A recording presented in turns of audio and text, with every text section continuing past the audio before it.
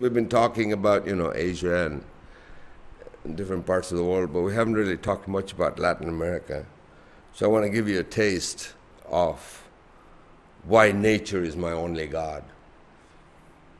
Only God in the spiritual sense of it's everywhere, it doesn't hurt, it only teaches. And that's why I write about it more often than I write about God in a normal dogmatic sense.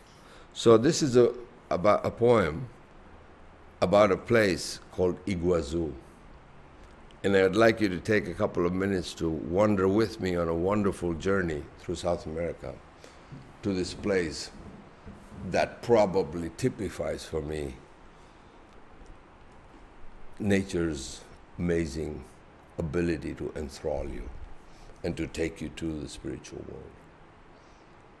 Let me see if I can recall all of it.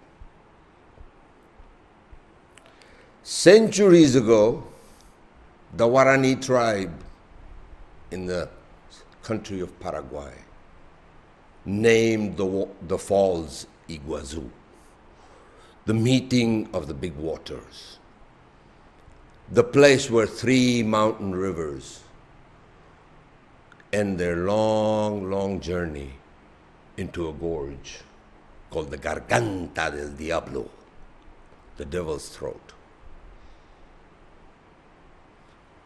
bordered by 3 Latino countries,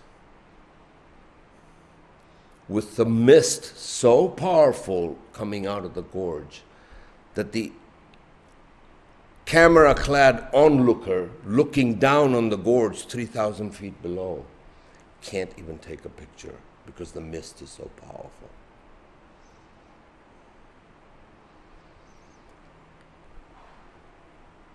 In this wonderful place, Iguazu roars out of the sky and says, "Feel my nature, feel the majesty of my miracles, and weep at my beauty."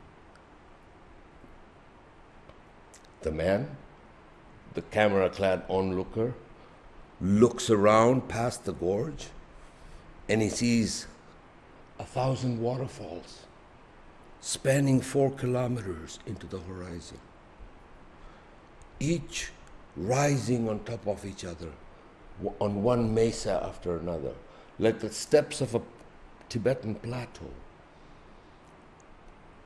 covered in wonderful undergrowth.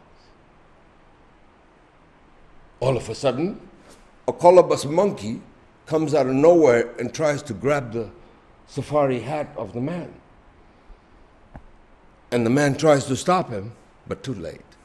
He's gone with the safari hat into the undergrowth, where the toucans and the swifts and the ferns and the furry squirrels with bushy tails are all making their jungle symphony together.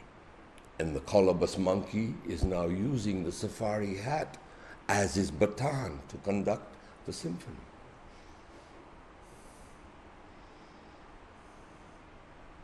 Iguazu roars again, "Kneel before me and leave your man-made possessions." And the man, amazed by the sight, forgotten all about his lost hat now and the fact that his camera doesn't even work, looks up and sees Iguazu with its thunderous water still shimmering all over the place, erupting another rainbow over the sky. And the man,